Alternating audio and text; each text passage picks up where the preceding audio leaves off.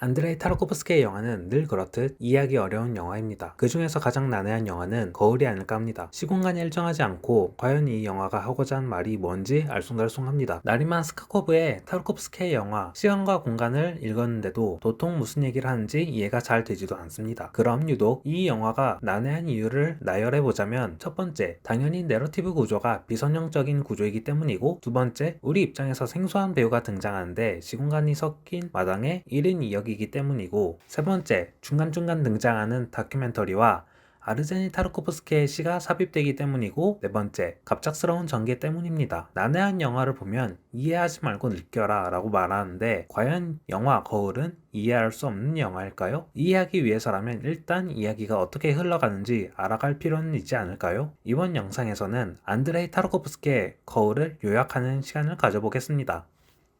이그나트가 TV를 보는 것으로 영화는 시작됩니다. TV 내용은 자리 유리라는 청년이 최면을 통해 말더듬을 치료하는 내용입니다.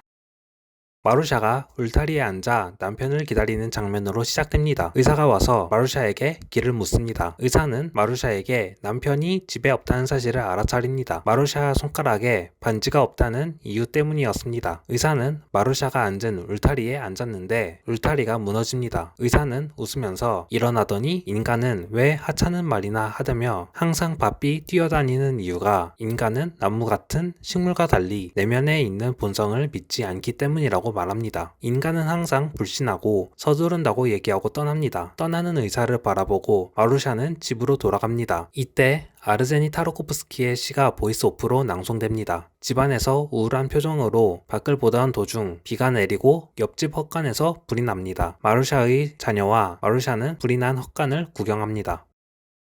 어린 알렉세이가 침대에서 일어납니다. 이때 장소는 시골집입니다. 그리고 바람 부는 풀숲이 인서트됩니다. 이때 흑백으로 전환됩니다. 다시 어린 알렉세이가 침대에서 일어나는 장면이 되풀이 됩니다. 이때 장소는 아파트입니다. 알렉세이는 조용히 아버지를 부릅니다. 장면은 붕괴되는 아파트에서 어머니의 머리에 물을 붓는 아버지로 전환됩니다. 아버지는 곧이어 사라지고 머리가 젖은 마루샤를 중심으로 아파트 주위를 둘러 보여줍니다. 그리고 늙은 마루샤가 거울을 보는 장면으로 이어집니다. 이후 불을 쬐는 손이 인서트되는데 이 장면은 컬러이며 1시 20분 29초에서 1시 34분 45초에서 다시 등장합니다. 어른이 된 알렉세이는 어머니에게 전화를 합니다. 알렉세이 목소리는 편도선이 부어서 이상하게 들립니다. 어머니는 알렉세이에게 동료 알리자베타가 세상을 떠났다는 사실을 알려줍니다. 국가 출판물 편집을 담당하는 마루샤가 자신의 작업에 실수가 있다고 착각하여 비를 맞으면서 인쇄소로 달려갑니다. 하지만 이미 신문은 인쇄 중이었으며 이에 두려움에 떱니다. 다행히도 오류는 없었습니다. 이때 아르제니 타르코프스키의 시가 낭독됩니다. 이에 안심하는데 동료 알리자베타가 마루샤를 비난합니다. 겉으로 독립적이지만 혼자서는 아무것도 못한다. 그러니 남편이 도망갔다. 너는 너의 아이들도 불행하게 만들 것이다. 라고 말합니다. 이에 벙찐 마루샤는 자리를 복차고 나가서 샤워실에 가서 혼자만의 시간을 가지려고 했으나 갑자기 단수되어 버리고 마루샤는 울게 됩니다. 알렉세이는 나탈리아에게 재혼할 사람을 빨리 찾으라고 요구합니다. 어릴 적 아버지 없이 자라난 것을 아들에게 겪게 하고 싶지 않기 때문이었습니다. 알렉세이가 나탈리아와 결혼한 이유도 나탈리아가 어머니와 닮았기 때문이었습니다. 하지만 인간적인 대화를 하지 않아 둘이 이혼한 것이었습니다. 옆집 스페인 이민자가 TV에서 투 경기를 보며 고향을 그리워하고 있었습니다. 그들은 고향으로 돌아갈 수 없다는 사실에 슬퍼하고 있었습니다. 전쟁으로 부모와 자녀가 이별하는 스페인인의 유년기, 세계 최초로 성층권에 진입하는 소련의 기구, 1937년 63시간 북극 횡단 비행을 마치고 모스크바로 도착한 발레리 스칼로프 다큐멘터리가 차례대로 보여집니다. 이그나트는 레오나르도 다빈치의 업적을 기리는 모노그래프를 읽고 있습니다. 그러던 중 나탈리아가 외출 준비 중에 물건을 떨어뜨리게 되고 이그나트는 물건을 같이 주워드립니다. 이때 이그나트는 데자뷰를 느끼게 됩니다. 나탈리아는 마루샤가 오니 잘 접대하라고 부탁하고 나가는데 집에 낯선 아주머니와 할머니가 나타납니다. 낯선 아주머니는 이그나트에게 1836년 차다예프에게 쓴 푸시킨의 편지를 읽으라고 부탁합니다. 읽던 도중 마루샤가 집에 도착하는데 손자와 할머니의 사이인 이그나트와 마루샤가 서로 알아보지 못하는 상황이 벌어집니다. 마루샤는 집을 지나치고 이그나트는 방안을 살피니 낯선 아주머니가 없어집니다. 이후 알렉세이가 이그나트에게 전화를 겁니다. 알렉세이는 이그나트에게 자신이 어릴 적 이야기를 합니다. 어린 알렉세이가 사격 연습을 하던 때 아사프 예브라는 소녀는 교관의 말을 제대로 수행하지 못했습니다. 아사프 예브는 전쟁 도중 부모를 잃은 아이로 삐뚤어진 상태였습니다. 아사프 예브는 연습용 슈루탄을 몰래 던지고 놀란 교관은 아이들에게 엎드리라고 소리치고 슈루탄을 감쌉니다. 물론 터지진 않았지만 교관은 굉장히 쓸쓸한 표정을 짓습니다. 1944년 소련 군대가 크리미아 시바시 갯벌을 건너는 영상, 1945년 모스크바의 승리 행렬, 히로시마 원자폭탄이 아사프예프가 떠나는 장면과 겹치며 아르제니 타르코프스키의 시가 낭독됩니다. 1965년 중국 문화 대혁명 다마스키 섬에서 소련의 국경 방위군과 중국 대모대의 충돌 영상이 이어집니다. 알렉세이는 레오나르도 다빈치의 업적을 기리는 모노그래프를 읽던 도중 집으로 돌아온 아버지를 만나 껴안으며 눈물을 흘립니다.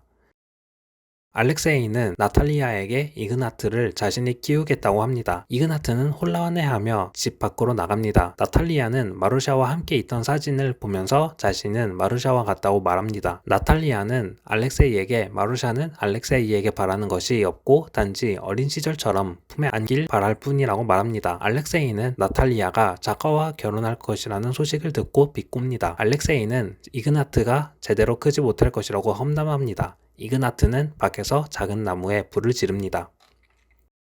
바람 부는 풀숲으로 시작합니다. 다시 컬러로 바뀌며 알렉세이가 자신이 꾸는 꿈에 대해서 이야기합니다. 꿈 이야기는 자신이 어린 시절로 돌아가는 것이었습니다. 어린 시절로 등장하는 꿈을 꿀 때만큼은 행복하며 언제나 그 꿈을 꾸고 싶어 했습니다. 장면은 흑백으로 바뀌며 알렉세이가 집 문 앞에서 섭니다. 문이 열리고 집은 텅 비어 있습니다. 닭은 유리창을 깨고 집으로 나오며 다시 바람 부는 풀숲 장면으로 전환됩니다. 알렉세이는 어머니를 부르며 집으로 걸어갑니다. 문은 열리지 않았지만 알렉세이가 떠나자 문이 열리고 감자를 정리하는 마루샤가 보입니다.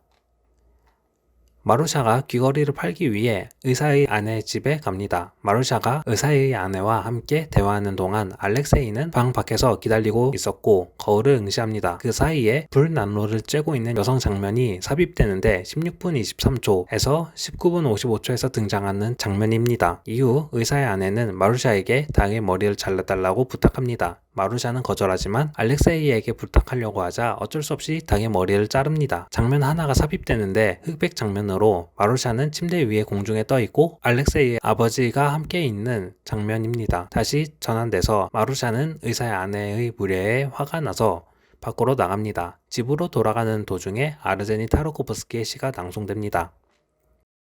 어린 알렉세이가 집 안을 두리번거리다 우유를 마시고 수영해서 마루샤를 찾아 나섭니다. 바람 부는 풀숲 장면이 다시 등장하며 문 앞에서 선 알렉세이는 이번에 집 안으로 들어갑니다. 집 안을 둘러보는데 텅 비어 있으며 거울에는 우유를 드는 어린 알렉세이가 비춰집니다. 장면은 다시 바뀌어 어린 알렉세이가 늙은 마루샤를 부릅니다.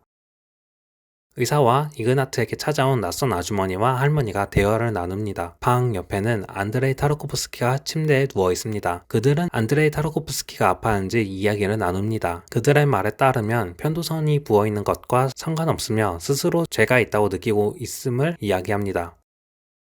마루샤는 자신의 남편과 함께 있었던 시절을 떠올리며 늙은 자신이 어린 자식들과 함께 있는 광경을 바라봅니다. 이렇게 영화 거울을 요약해봤는데요.